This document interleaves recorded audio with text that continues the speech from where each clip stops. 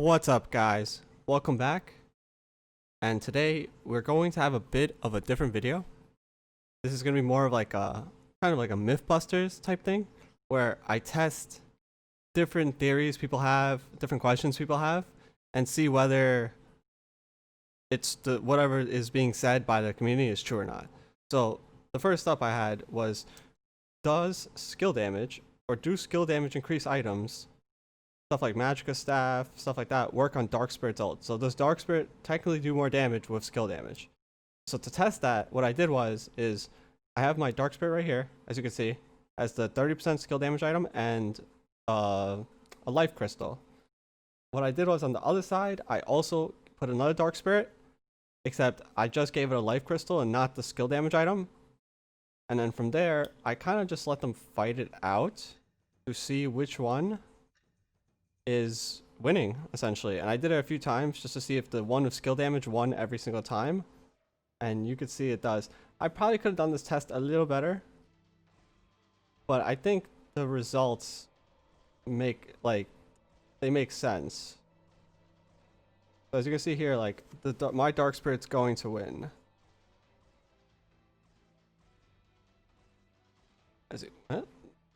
Let's go.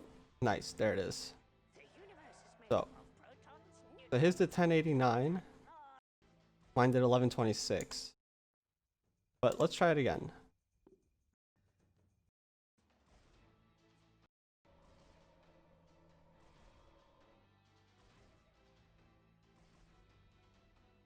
So 1249, 1286. And his did, oh, doesn't say. Let's try one more time though. You're gonna see mine's gonna win again. Like, no matter what, mine always wins. And they have the same items except one has skill damage.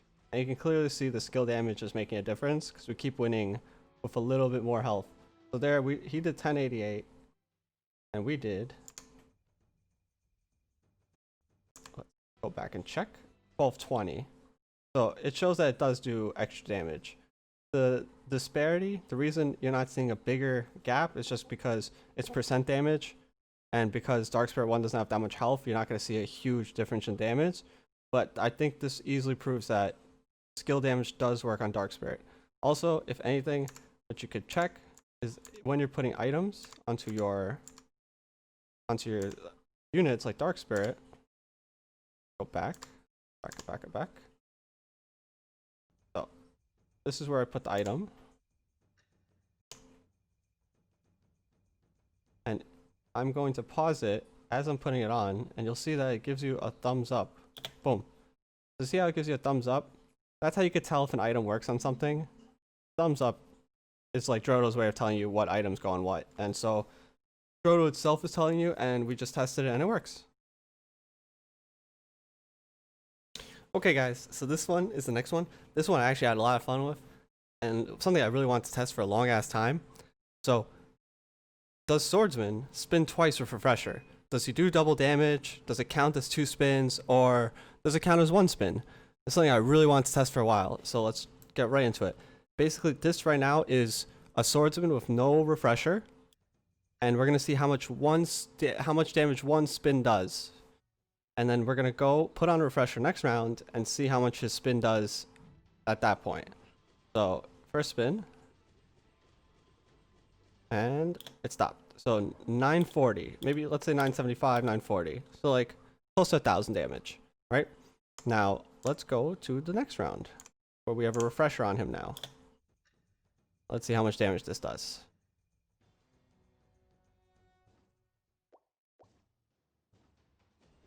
Spinny spin.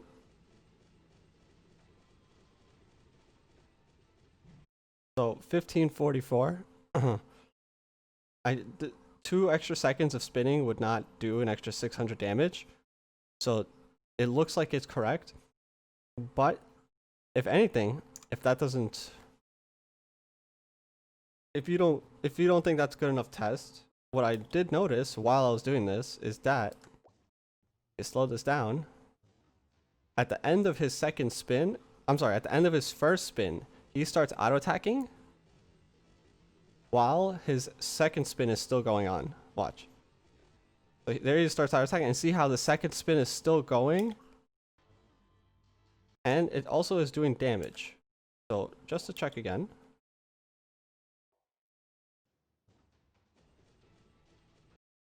All right, so we're gonna slow down, and we're gonna see if the second spin while he's stopped is still doing damage. It is. See, because it just did an extra 160-ish damage right after he started auto attacking, and his auto attacks only do a little bit of damage, like 35. So yes, Swordsman does spin twice with Refresh Orb.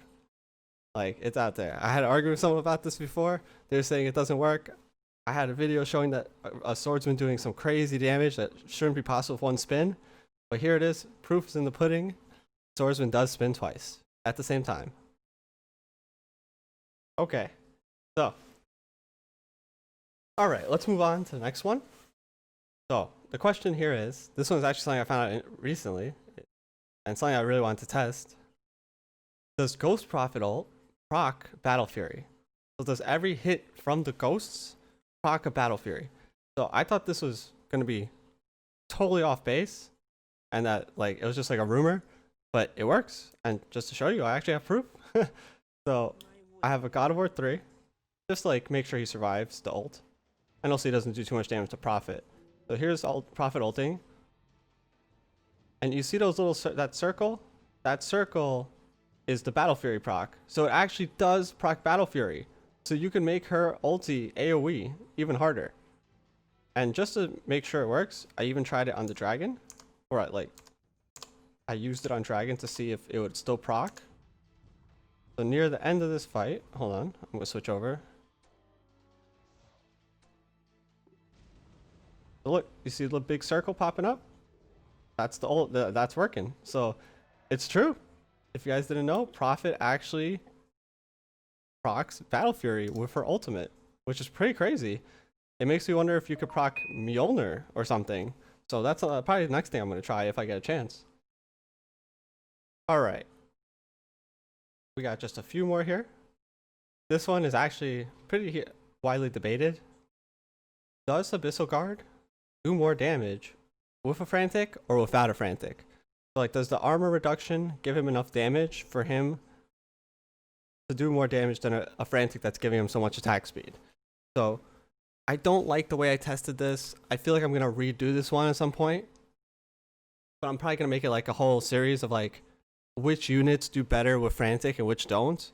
This was like my first test that I want to do in the questions I had, so I didn't think about how to properly do it.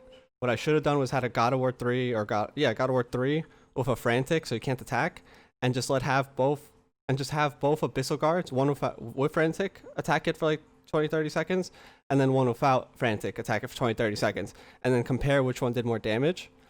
But the few tests that I did do, it seems like Frantic does more damage in general.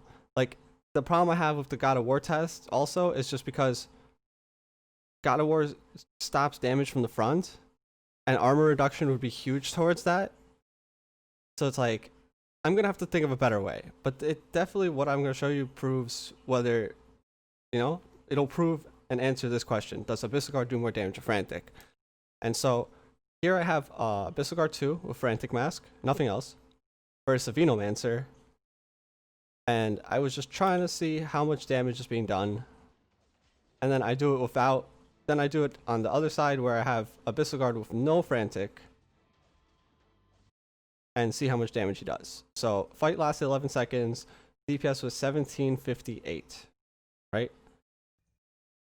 Okay, so this time I want to try without Frantic Mask against the same kind of opponent.